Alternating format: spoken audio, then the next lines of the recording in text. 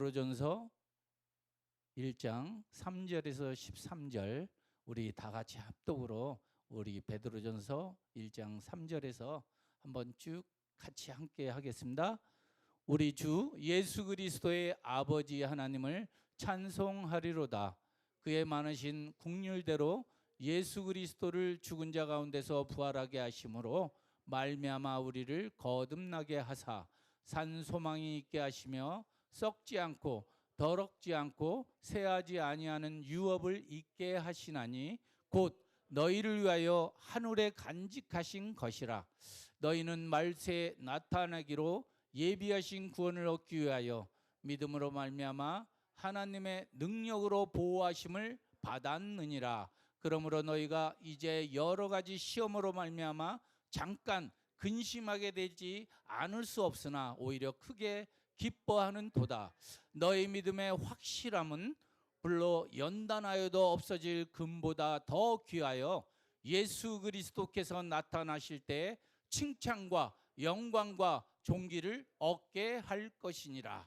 예수를 너희가 보지 못하였으나 사랑하는도다. 이제도 보지 못하나 믿고 말할 수 없는 영광스러운 즐거움으로 기뻐하니 믿음의 결국 곧 영혼의 구원을 받음이라. 이 구원에 대하여는 너희에게 임할 은혜를 예언하던 선지자들이 연구하고 부지런히 살펴서 자기 속에 계신 그리스도의 영이 그 받으실 고난과 후에 받으실 영광을 미리 증언하여 누구를 또는 어떠한 때를 지시하는지 상고하니라.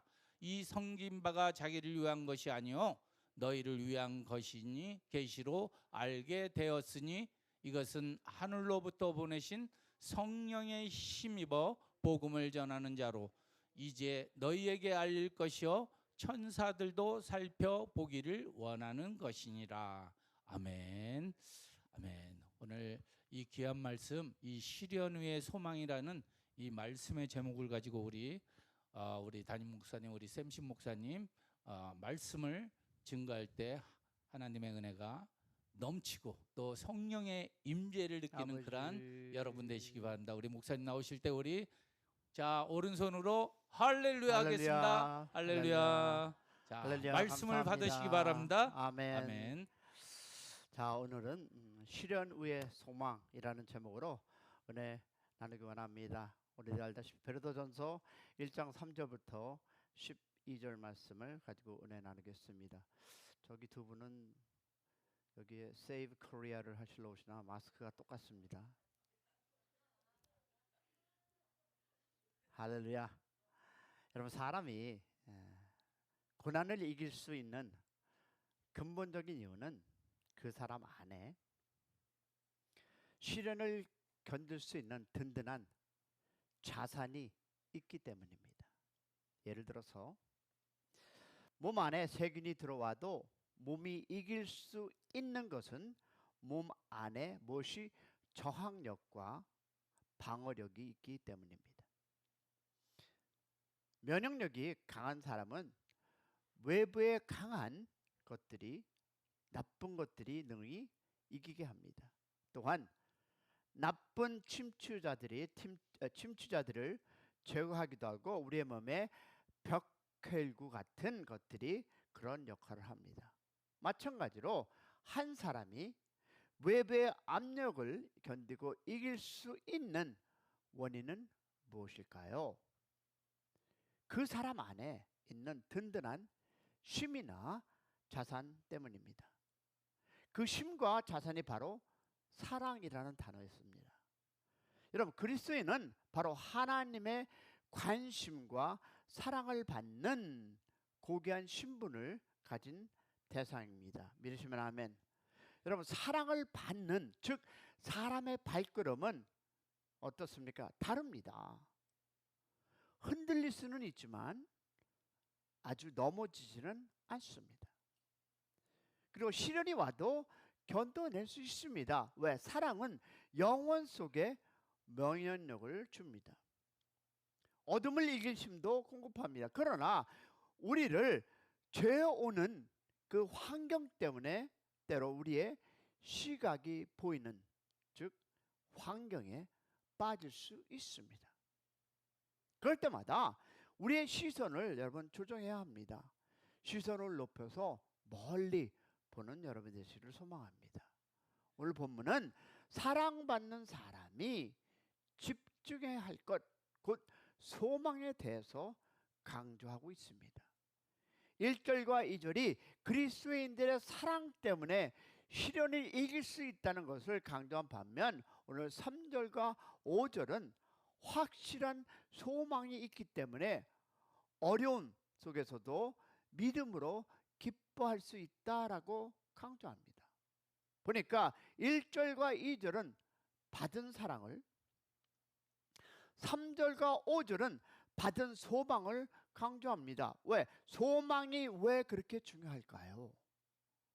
사랑을 받는 사람은 소망을 안고 살기 때문입니다. 이긴다는 확신이 있기 때문입니다. 여러분, 사랑과 소망은 항상 같이 갑니다. 사랑이 있으면 소망이 있습니다. 할렐루야. 그러면 그 소망이 어떤 소망입니까? 오늘 본문을 통해서 우리 한번 같이 살펴보고자 합니다. 첫 번째 보니까 시련을 이기려면 산 소망을 누리며 살아야 한다라고 오늘 성경 3절과 5절을 얘기하고 있습니다. 여러분, 3절을 따르면 우리의 소망은 산 소망입니다. 할렐루야. 베드로는 3절에 들어가자마자 찬송하리로다 라고 시작합니다. 왜 갑자기 베드로의 입술에서 이런 고백이 나왔습니까? 그것은 우리가 받은 것이 너무 커서 말로 표현할 수 없기 때문입니다. 여러분, 세상 속에 있는 우리의 모습은 별 볼 일 없는 사람인 것처럼 보입니다. 심지어 핍박을 받고 있습니다. 쫓겨다닙니다. 아무도 우리를 주목하지 않습니다. 외롭게 만듭니다. 그런 초대교회 교인, 즉 그리스도인에게 우리가 소유한 것이 무엇인지를 확인하고 있습니다. 우리가 소유한 것은 누구도 빼앗을 수 없는 산 소망입니다. 할렐루야. 이 소망의 출발은 우리 주 예수 그리스도의 아버지 하나님, 아멘. 그러면 아버지의 풍성하신 긍휼 때문에 산 소망이 우리에게 주어졌습니다. 믿습니까? 하나님 아버지는 우리를 어떻게 가족을 만드시길 원하셨습니다. 하나님께서 소유하신 것들은 즉 함께 누릴 존재들이 있기를 누가? 하나님이 원하셨습니다. 내 곁에 사랑하는 사람들이 많을수록 기쁨이 더 늘어납니다. 맞습니까? 여러분, 여행도 마음이 맞는 사람들과 함께하면 기쁨이 배가 됩니다. 축복도 나눌 수 있는 사람들이 많으면 더 기분이 좋습니다. 하나님께서는 아버지가 되셔서 우리의 축복을 나누어 누리고 싶으셨습니다. 그래서 우리를 하나님의 가족으로 만들기를 작정했습니다. 누가? 하나님께서. 그러면 가족이란, 여러분, 가족이란 말은 기분 좋은 말입니다. 즉 같이 기뻐하고 같이 슬퍼하고 같이 누리고 같이 공유하는 그런 개념이 아니겠습니까? 하나님의 무엇에? 자비와 긍휼은 자격 없는 우리는 하나님의 가족으로 만든 가장 중요한 원인입니다. 이것이 모든 스토리의 출발입니다. 아버지의 긍휼이 하늘의 가족의 출발. 하늘의 가족을 만들기 위해서 예수님께서 죽으시고 부활하셨습니다. 하나님의 긍휼이 모든 드라마의 출발이라면 예수님의 죽으심과 부활은 드라마의 진행을 의미합니다. 그런데 지금도 계속 이 드라마는 계속되고 있기 때문입니다. 할렐루야. 예수님의 죽으심과 부활이 적용되는 사람마다 하늘의 가족으로 거듭납니다.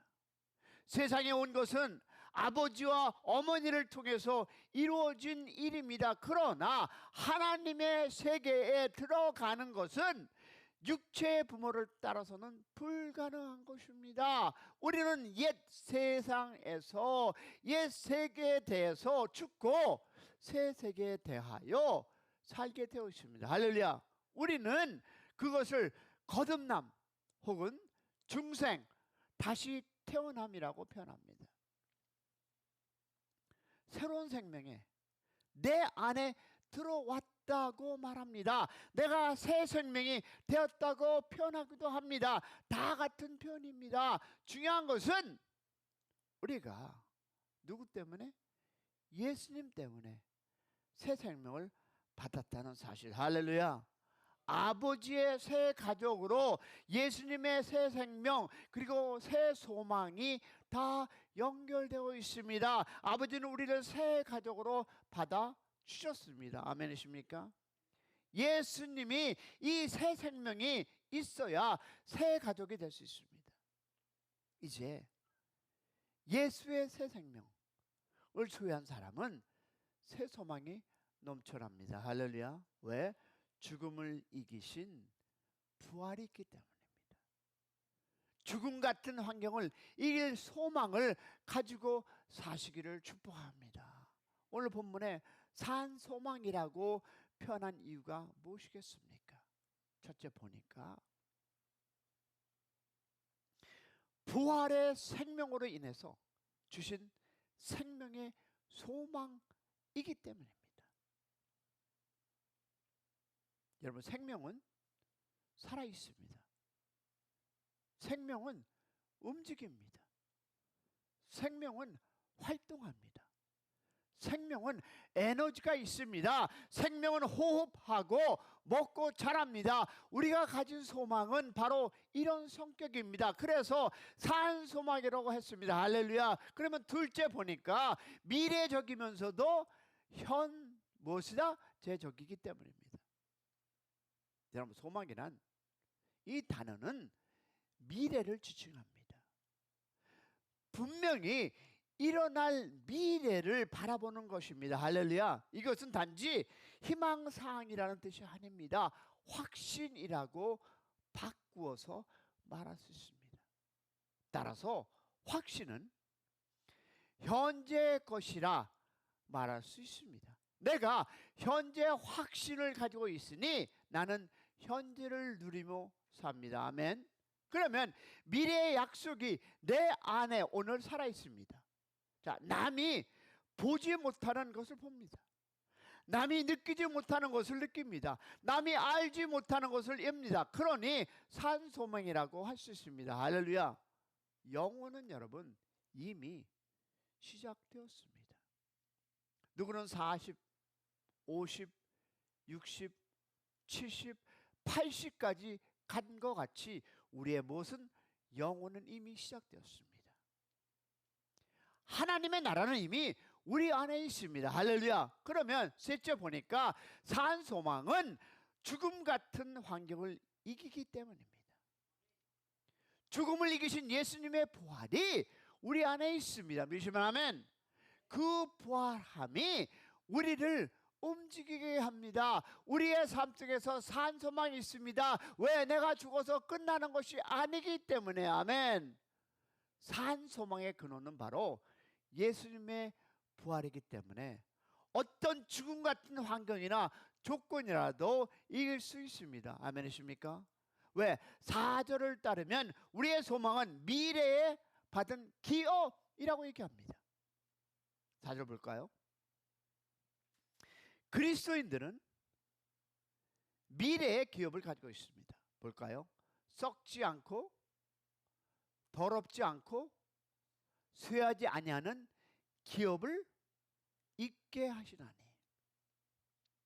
지금의 모든 산업이나 일터는 다 없어지고 사라질 것입니다. 기업이 어떤 것인지 궁금하지 않습니까? 기업을 복으로 번역해도 됩니다. 혹은 우리가 하늘에서 누릴 어떤 소유라고 할 수 있습니다. 혹은 미래 세계에서 일할 어떤 기업이라고 할 수 있습니다.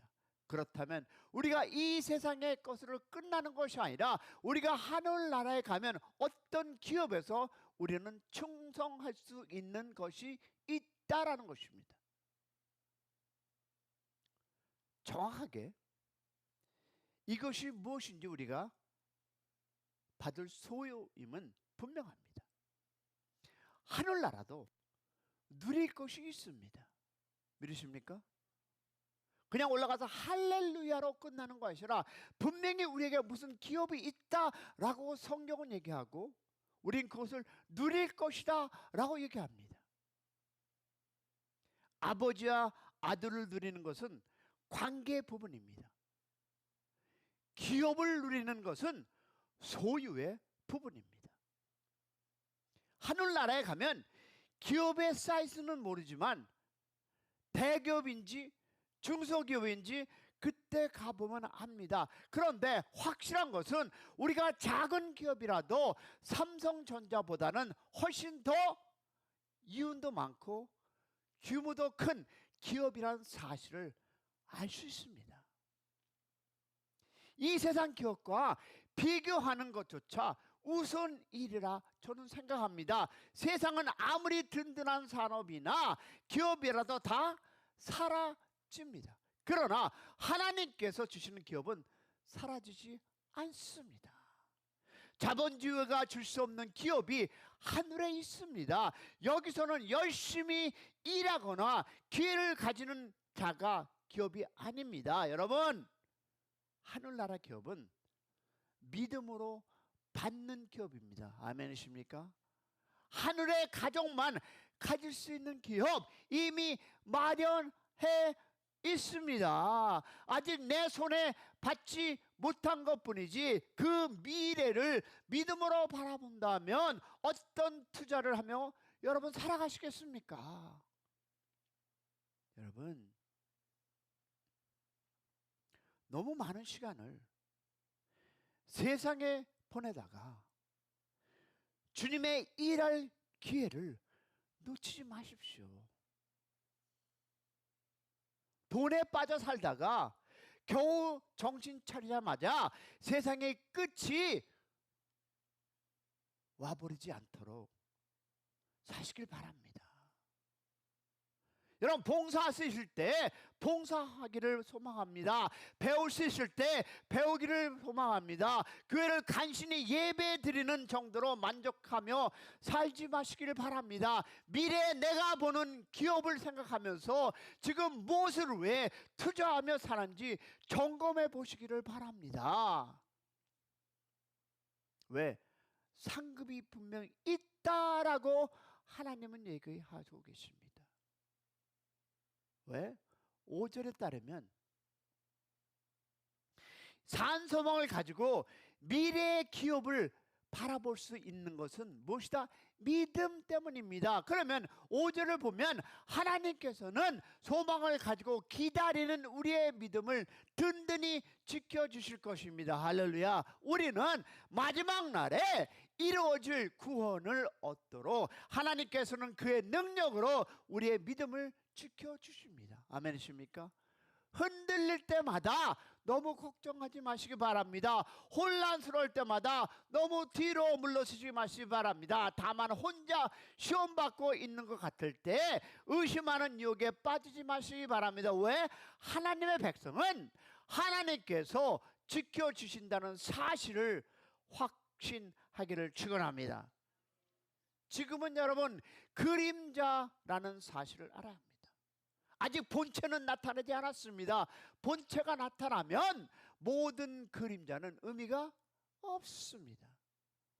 여러분, 신명기 볼까요? 신명기 31장 8절을 한번 보겠습니다. 시작. 여호와 내 앞서 행하시며 너와 함께하사 너를 떠나지 아니하시며 어떻게 버리지 아니하시리니 너는 무서워 말라 놀라지 말라.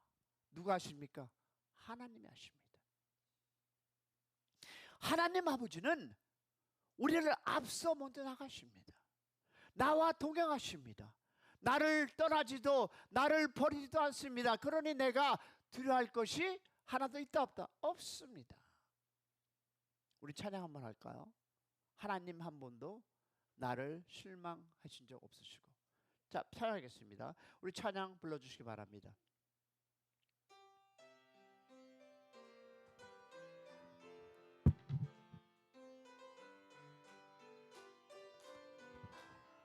하나님 한 번도, 하나님 한 번도 나를 실망시킨 적 없으시고 언제나 공평과 은혜로 나를 지키셨네. 아멘. 오신실하신 주, 오신실하신 주, 내 너를 떠나지, 내 너를 떠나지도 않으리라. 내 너를 버리지도 않으리라. 약속하셨던 주님, 그 약속을 지키사 이후로도 영원토록 나를 지키시리라 확신하네. 여러분 믿으십니까? 영원토록 여러분을 지키실 그 하나님과 동행함을 믿으시기를 소망합니다. 놀랄 이유도 존재하지 않습니다. 하나님 아버지가 선물로 주신 미래, 그리고 그 미래까지 안전하게 인도하실 것을 믿는다면 우리가 무엇을 염려합니까?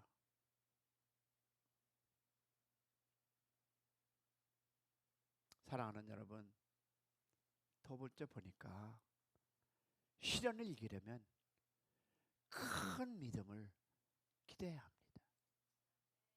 우리에게는 시련이 있지만 오히려 크게 기뻐할 수 있습니다. 왜? 산 소망이 있고 미래의 기업이 보장되어 있다면 우리의 믿음도 확실하게 보호받기 때문입니다. 할렐루야.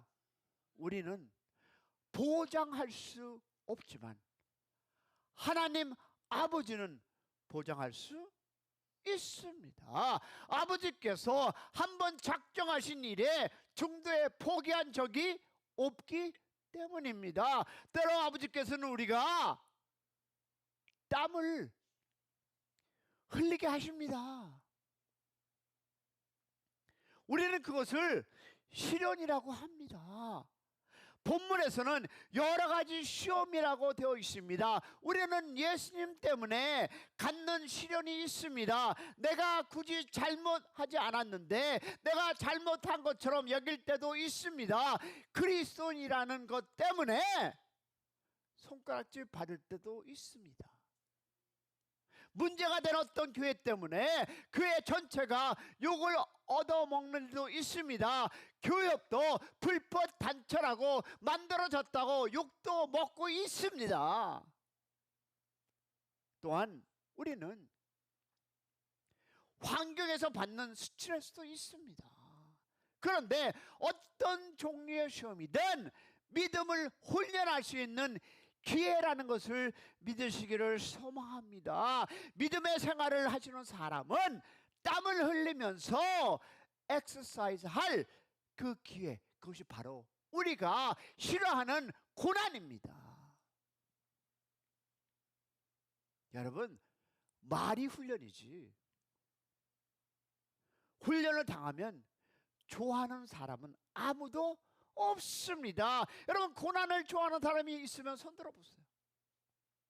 없습니다. 그러나 그것은 하나님께서 우리에게 주신 훈련임을 믿으시기를 소망합니다. 힘든 훈련은 우리 피하고 싶습니다. 가능하면 쉽게 일을 마치고 싶어 합니다. 가능하면 빨리 빠른 길로 가고 싶어 합니다. 대가가 너무 크지 않는 밥을 택합니다. 그런데 꼭 지나가야 하는 길이 있습니다. 그 길을 피할 수 없을 때가 있습니다. 그러면 어떤 자세로 그 길을 통과해야 합니까? 억지로? 마지못해? 끌려가면서? 어떤 것을 여러분 선택하시겠습니까? 이런 자세는 그리스도인들의 자세는 아닙니다. 기왕 가야 할 길이라면 기쁘게 가시기를 축원합니다. 우리 예수님을 상상해 보십시오. 예수님께서 이 땅에 오셨는데 억지로 아버지 때문에 끌려 내려왔다면 어떤 일이 일어났겠습니까? 참 지겨운 구원의 길에 될 뻔했습니다. 그러나 우리 예수님께서는 억지로 내려오지 않으셨습니다. 예수님의 사역은 즐거운 사역이었습니다. 할렐루야. 이왕 우리가 이 교회에 몸담았으니 즐겁게, 이왕 억지로가 아니라, 이왕 끌려가는 것이 아니라, 여러분 마지못해 하는 것이 아니라 기쁨으로 사역하시는 우리 모두가 되기를 소망합니다. 여러분, 이 땅에서 죄인들과 축제를 벌인 사건 무엇이었습니까? 소외된 자들을 찾아주시고 그들의 친구가 되었습니다. 기꺼이 십자가를 지셨습니다. 고통의 과정이 있었지만 기꺼이 지셨습니다. 그런 여러분의 그 삶이 우리 교회가 되기를 소망합니다. 기꺼이가 아니라 감사하게 예수님의 뒤를 쫓는 우리도 시련 속에서 오히려 기뻐하시기를 소망합니다. 우리는 눈앞에 있는 어려움 때문에 지금 당장은 힘들어도 어려워도 우리 주님의 그 은혜 안에서 당연한 반응은 기쁨으로 섬기시기를 소망합니다. 우리는 인간이기 때문에 목사라고 이해가 되겠습니까? 전도사라고 이해가 되겠습니까? 얼굴을 찡그릴 수 있습니다. 짜증낼 수 있습니다. 주님 또라고 한숨을 쉴 수 있습니다. 그러나 우리는 역으로 기뻐할 수 있습니다. 환경, 조건, 상태를 뛰어넘는 하나님의 기쁨이 우리의 소유이기 때문입니다. 믿으시면 아멘. 시련은 시련에서 머물지 않습니다. 더 좋은 것을 가져올 것을 바라보게 합니다. 할렐루야. 왜?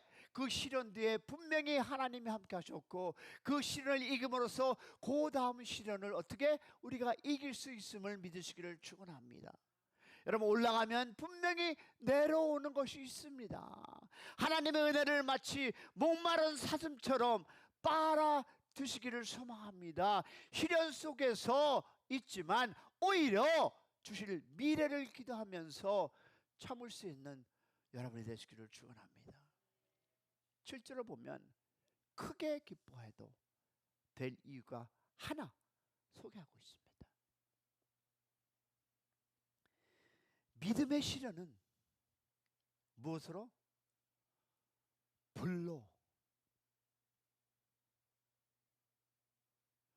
믿음의 시련은 불로 연단된 금보다 더 귀하고 값지기 때문입니다. 할렐루야. 여러분, 믿음의 시련은 돈으로 살 수 없습니다. 원한다고 원한다고 얻어지는 것이 아닙니다. 게으른 인생은 시련이 있어야 정신 차립니다. 맞습니까? 게으른 자는 시련이 있어야 주님을 더욱 사모합니다. 게으름은 악입니다. 단지 성격이라고 변명하지 않아야 합니다. 이게 내 태어난 게으름인데 라고 하지 않아야 합니다. 게으름 때문에 영적에 무엇이 낙퇴함이 옵니다. 여러분, 여유와는 다른 것입니다. 여유를 누리지 않는 거지만 게으름에 한 것은 여러분 해야 하지 할 것을 미루는 것입니다. 기도해야 하는데 하지 않는 것은 여유가 아니라 게으름입니다. 할렐루야. 아멘이십니까? 여러분, 아내에게 사랑한다고 말해야 하는데 말하지 않는 것은 여유가 아니라 게으름입니다. 이런 게으름이 있을 때 톡톡히 당해봐야 정신 차립니다. 남편들, 남자들 기억하세요. 밥도 못 얻어 먹어요.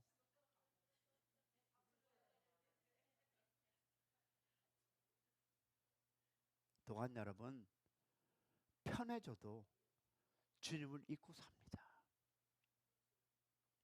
너무 편해서 주님도 잊고 영적인 훈련도 더디 될 때 시련은, 여러분 잘 들으세요, 시련은 우리를 원래의 자리로 돌려줍니다.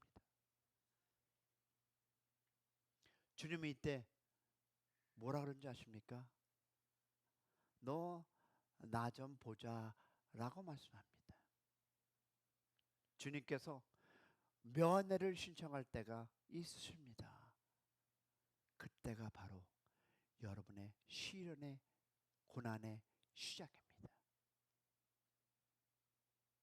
우리가 영적인 쉼을 잊어버리고 비실비실거리고 있을 때 주님은 주님의 면회를 신청하십니다. 왜 그럴까요? 시련을 통과할 때 기억해야 할 것이 있습니다. 첫째 보니까 시련을 통과하면 믿음이 더욱 순수해질 것을 기대하십시오. 마치 금이 단련을 받을수록 더 순수한 금이 되는 것과 같습니다. 불은 금을 어떻게 연단합니다. 시련은 믿음을 연단합니다. 순도가 계속 높아지려면 무엇을 통해서? 연단을 통해서. 그것이 필수적입니다. 내 안에 있는 무엇이 불순종이 많으면 많을수록, 연단이 많으면 많을수록 없는 것, 없다는 것을 기억하세요. 무엇일까요? 여러분이 불순종하면 함으로써 그 연단은 계속 더 길어집니다. 때로는 강한 연단도 필요할 때가 있습니다. 그러므로 시련이 있다는 것은 연단 받을 기회라고 여기시기 바랍니다. 그래야 시련이 그나마 이길 수 있습니다. 우리 찬양하는 거 있죠? 왜 나만 홀로 걷는 시련이라고.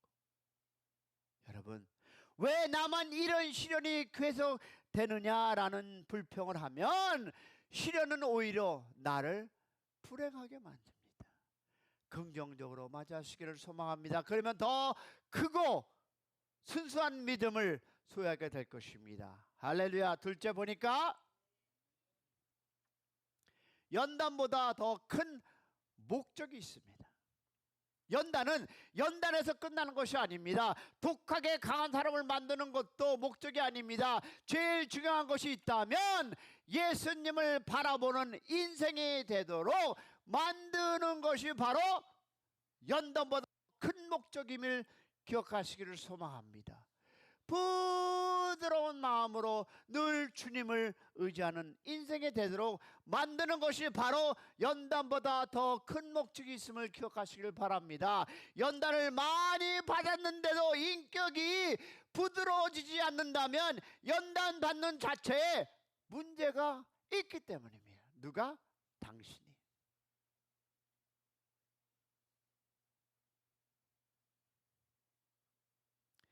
연단을 받고 나서 말이 까칠해진 사람은 문제가 있는 사람입니다. 시련을 겪으면서 다른 사람에 대해서 더 비판적인 사람은 문제가 있는 사람입니다. 이제 나를 점검해 보시기 바랍니다. 그리고 시련을 통과하면서 더욱 부드러워지는 사람이 되게 해달라고 기대하시기를 축원합니다. 이런 인격을 가진 사람은 인간관계에서도 좋은 열매를 맺을 것을 믿습니다. 현재의 열매가 있어야 나중에 칭찬받습니다. 지금은 개모같이 살면서 어떻게 우리가 칭찬받기를 원하십니까?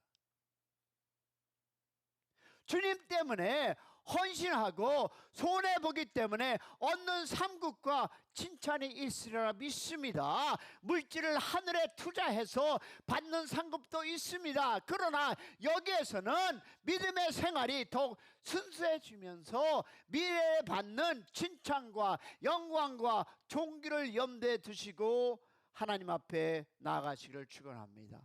결국 믿음은 연단된 성품이라는 열매를 맺어야 합니다. 교회에서, 가정에서, 사회에서 어디에서나 좋은 인격의 열매를 맺으면 미래가 보장되어 있음을 믿습니다. 할렐루야.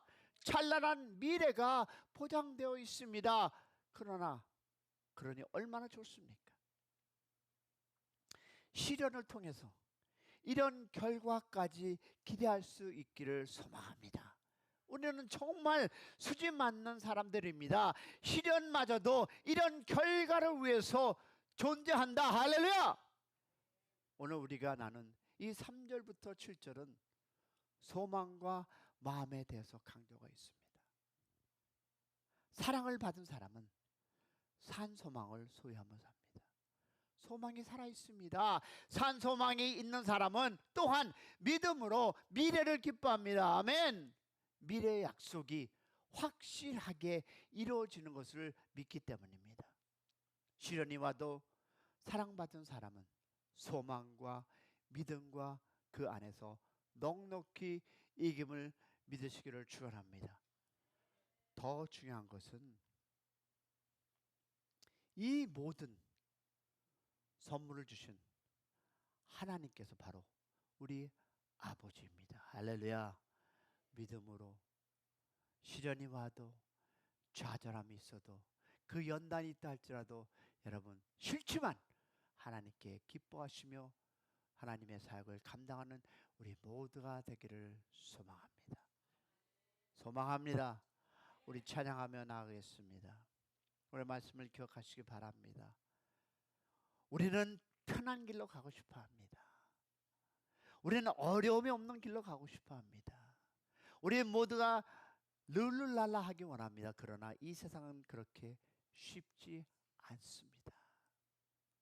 그러나 우리가 연단이 있다 할지라도 하나님의 교회를 위해서 분명히 하늘나라에 기업이 있으므로 더 큰 기업을 가질 수 있도록 여러분 이 땅에 살아가며 하나님 나라 위해서 충성 봉사하는 우리 모두가 되기를 주님의 이름으로 축원합니다.